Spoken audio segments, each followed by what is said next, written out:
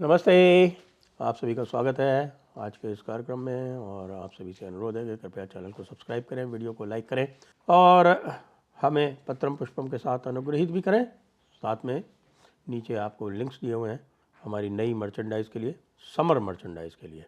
तो पाकिस्तान का भेद पूरी तरह से खुल गया है, यानी कि पाकिस्तान ने भारत के ऊपर न्यूक्लियर केपेबल मिसाइल दागी थी। यह भारतीय सेना ने बिल्कुल स्पष्ट कर दिया है और भारतीय सेना की जो 15वीं इन्फेंट्री डिवीज़न है, जिसके कि डिवीज़नल कमांडर हैं मेजर जनरल शेषाद्री, उनकी तरफ से एक ऑफिशियल कम्युनिकेशन जारी हुआ है। वेस्टर्न कमांड की ओर से ये ऑफिशियल कम्युनिकेशन जारी हुआ है और मेजर जनरल शेषाद्री ने ये भी बताया है कि किस तरह से पाकिस्तान ने वो 8 और 9 मई की रात में, बल्कि मैं कहूँगा शायद 9 और 10 मई की रात में पूरा प्रयास किया था अमृतसर के स्वर्ण मंदिर को उड़ाने के लिए। उसके पहले उन्होंने ये 8 और 9 मई की रात को भी स्वर्ण मंदिर को उड़ाने का प्रयास किया था। और 15th इन्फेंट्री डिवीज़न जो मेजर जनरल शेषाद्री, जिसके की डिविजनल कमांडर है, जैसा मैंने बताया आपको, उनकी जो एयर डिफेंस है, उस एयर डिफेंस ने ये सारे जो थ्रेट्स थे, जिसमें मिसाइल्स भी दागी गई थी, जिसमें ड्रोन्स भी थे और उनका स्पेसिफिक टारगेट था स्वर्ण मंदिर, उसको उन्होंने बिल्कुल पूरी तरह से काउंटर कर दिया और एक भी मिसाइल या ड्रोन जो है वो अमृतसर की सीमा में प्रवेश नहीं करने दिया। वो अमृतसर एयरबेस को भी टारगेट कर रहे थे, दूसरी तरफ पठानकोट एयरबेस को भी टारगेट कर रहे थे। लेकिन मुख्य निशाना जो था वो कोई एयरबेस नहीं था, कोई मिलिट्री टारगेट नहीं था, वो मुख्य निशाना जो था वो स्वर्ण मंदिर था।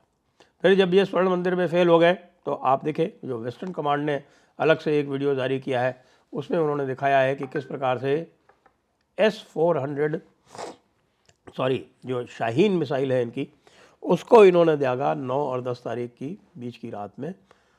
और ये शाहीन मिसाइल वही मिसाइल है जिसको कि सिरसा के ऊपर हमारे आकाश मिसाइल के 2 आकाश मिसाइल ने एक साथ ट्रैप करके और उसको वहाँ पर गिरा दिया, ऐसा पहले बताया गया था। लेकिन अब ये बताया जा रहा है कि ये आकाश मिसाइल ना होकर ये S-400 मिसाइल थी। यानी S-400 मिसाइल ने जो शाहीन मिसाइल इनकी थी, अब ये पता नहीं, क्योंकि शाहीन मिसाइल के 3 वेराइटीज़ हैं। शाहीन मिसाइल की 3 वेराइटीज़ हैं। एक 700 किलोमीटर की रेंज की है, एक 900 से 1200 किलोमीटर रेंज की है और एक जो है वो 2500 किलोमीटर रेंज की है। यही इनकी 3 रेंजेस हैं। तो ये समझा जा रहा है कि इसकी जो मीडियम रेंज वाली, जो 900 किलोमीटर वाली जो शाहीन मिसाइल है, शाहीन 2 जिसको बोलते हैं, उस शाहीन 2 को दागा गया और उस शाहीन 2 को S-400 ने इंटरसेप्ट कर लिया। और इस मिसाइल के दागने के बाद फिर बाद में भारतीय सेनाओं को ये पता चला कि वो अगली शाहीन मिसाइल दागने जा रहे हैं अमृतसर पर, और उसी समय भारत ने, और वो दागने जा रहे हैं नूर खान एयरबेस रावलपिंडी से। उसी समय भारतीय सेना ने जो 11 एयरबेसेस थे वो उनको आधे घंटे के अंदर, 90 मिनट के अंदर, 1.5 घंटे के अंदर टारगेट करके नूर खान एयरबेस को भी डिस्ट्रॉय कर दिया, जिसके कारण उनकी जो भी लॉन्चिंग कैपेसिटी थी वो समाप्त हो गई और नूर खान एयरबेस का नूर ख़त्म हो गया। जब नूर खान एयरबेस का नूर ख़त्म हो गया, तब उसके बाद भारत ने ये बताने के लिए कि तुम्हारी जो ये न्यूक्लियर केपेबल मिसाइल तुमने दागी दी जो शाहीन 2, उसका जवाब हमारे पास किस तरह से है, उसके बाद किराना हिल्स के ऊपर हमारी मिसाइल्स दागी गई, जिनको कि बताया जा रहा है कि वो ब्रह्मोस मिसाइल्स थी।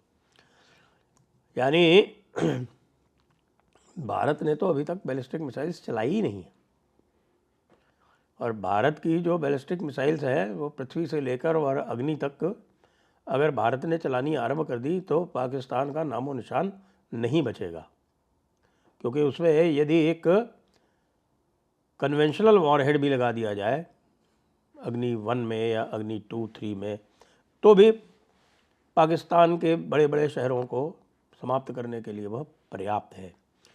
लेकिन इसी बीच में आप देख रहे हैं कि यहाँ के जो 0.5 फ्रंट है वो एक्टिव हो गया है और वो ये पूछ रहे हैं कि भाई ये जयशंकर जी ने क्या कह दिया कि साहब जयशंकर जी ने पहले से सूचना दे दी। अरे राहुल गांधी, पप्पू,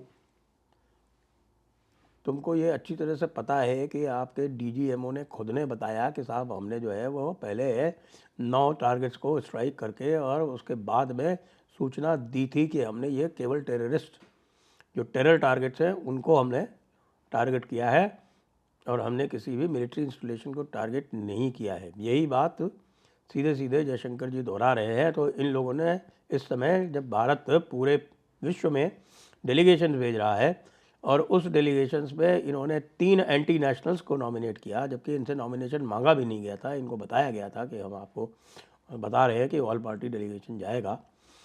तब इन्होंने नसीरुद्दीन खान जैसे और राजा वारिंग जैसे और एक आपके तीसरा कौन इन्होंने नॉमिनेट किया था, तो 3 ऐसे लोग नॉमिनेट कर दिए जो कि पूरी तरह से भारत के हितों के विरुद्ध बयानबाजी करते रहे हैं। बहुत अच्छा किया भारतीय जनता पार्टी ने, बहुत अच्छा किया केंद्र सरकार ने कि उनमें से किसी को भी पिक नहीं किया। गौरव गोगोई का क्या काम है? गौरव गोगोई तो पाकिस्तान के पिट्ठू हैं, ये बिल्कुल स्पष्ट हो चुका है। इन्होंने गौरव गोगोई को क्यों नॉमिनेट किया? वो सैयद नसरुद्दीन खान वो हैं जिनको बेंगलोर में जब राज्यसभा में इलेक्ट हुए थे तो वहाँ पर पाकिस्तान जिंदाबाद के नारे लगे थे और उस पाकिस्तान जिंदाबाद के नारे का बाद में वो जो एक 2 टके का यूट्यूबर है, 2 टके का फैक्ट चेकर है ना, LKFC, उसने उसको फैक्ट चेक करके कुछ और ही बताने का प्रयास किया था, लेकिन फॉरेंसिक जांच में वो सही साबित हुआ। ऐसे व्यक्ति को ये भेजना चाह रहे थे। बहुत अच्छा हुआ कि उनको नहीं लिया गया। सलमान खुर्शीद को नॉमिनेट किया। सलमान खुर्शीद अपने आप हट गए साहब। क्यों भाई? सलमान खुर्शीद जी, आप तो विदेश मंत्री रह चुके हैं, यद्यपि आप सांसद नहीं हैं, आपको विशेष ऑनर दिया गया था, आप क्यों हट गए? क्यों? क्योंकि जो भी बातें अभी ये बताई गई हैं, ये सारी चीज़ें बताई जाएंगी विदेश जाके भी कि भाई हम तो टेरर टारगेट्स को हमने टारगेट किया, हमने इनको टेरर टारगेट्स को टारगेट करके इनको सूचना दी, उसके बाद भी इन्होंने कहा कि नहीं हम इसका बदला लेंगे। इन्होंने टेररिस्ट के समर्थन में ये बदला लेने के लिए अपने मिसाइल्स चलाए, अपने ड्रोन्स भेजे, टर्की के ड्रोन्स भेजे, Chinese air defence system use किए। फिर उसको जब भारत ने पूरी तरह से बर्बाद कर दिया और बाद में 11 एयर बेसेस बर्बाद कर दिए, किराना हिल्स को अटैक कर दिया। हालांकि किराना हिल्स को भारत ऑफिशियली मानता नहीं है, लेकिन वो जो वीडियोस हैं वो पूरी दुनिया ने देखे हैं। तो पूरी दुनिया ने जिसे देखा है उसको डिनाई नहीं किया जा सकता। अब ऐसे में यदि कांग्रेस ये कह रही है कि साहब हम सिंदूर के सौदागर की बात कहेंगे, कह साहब के सिंदूर के सौदागर हैं ये, तो अब आप ये समझिए कि पूरी तरह से राहुल गांधी और कांग्रेस पार्टी जो है वो इस समय खड़ी हो गई है जाके पाकिस्तान के खेमे में। इस समय पाकिस्तान में जो भी न्यूज़ चैनल्स चला रही हैं उनमें राहुल गांधी को सबसे अधिक प्रमुखता दी जा रही है कि साहब राहुल गांधी ऐसा कह रहे हैं। खैर, पाकिस्तान में भी एक ख्वाजा आसिफ है, ख्वाजा आसिफ के पैरेलल जो है यहाँ पर राहुल गांधी है। हालांकि ख्वाजा आसिफ बेचारे कोशिश करते हैं पाकिस्तान को डिफेंड करने की, फिर उनसे सच निकल जाता है, वो पकड़े जाते हैं। लेकिन यहाँ तो राहुल गांधी झूठ पर झूठ बोलने पर उतारू। अब ये जो डेलीगेशन जाएगा, ये जो आज जो बातें निकली हैं, ये जो 3 बातें मैंने बताई हैं आपको कि किस तरह से अमृतसर को टारगेट किया गया, किस तरह से शाहीन मिसाइल चलाई गई और किस तरह से बाद में भारत ने नूर खान एयरबेस को और बाकी एयरबेसेस को डिस्ट्रॉय किया, ये सारी बातें तो बता ही जाएंगी। लेकिन एक और भी समाचार आया है। वो समाचार ये आया है कि भारतीय वायुसेना, इंडियन एयरफोर्स, उसने ये ऐलान किया है कि वो पाकिस्तान के जितने भी जहाज़, लड़ाकू जहाज़ और अन्य जहाज़ जो भी गिराए हैं वो उनका पूरा का पूरा विद एविडेंस ब्यौरा जारी करेगी। उसका जो रेडार लॉक है वो भी उन्होंने रिकॉर्ड कर रखा है, किस जहाज़ से किस पाकिस्तानी जहाज़ का रेडार लॉक किया और उस लॉक के साथ में मिसाइल छोड़ी, उसको डिस्ट्रॉय किया, या भारत की किस मिसाइल ने पाकिस्तान के किस जहाज़ को उड़ाया, ये सारी चीज़ें जो है अब भारतीय एयरफोर्स बताने जा रही है। अब आप सोचिए, जब ये सब चीज़ें जब सामने आएंगी तब ये राहुल गांधी का मुंह कैसा लगेगा आपको?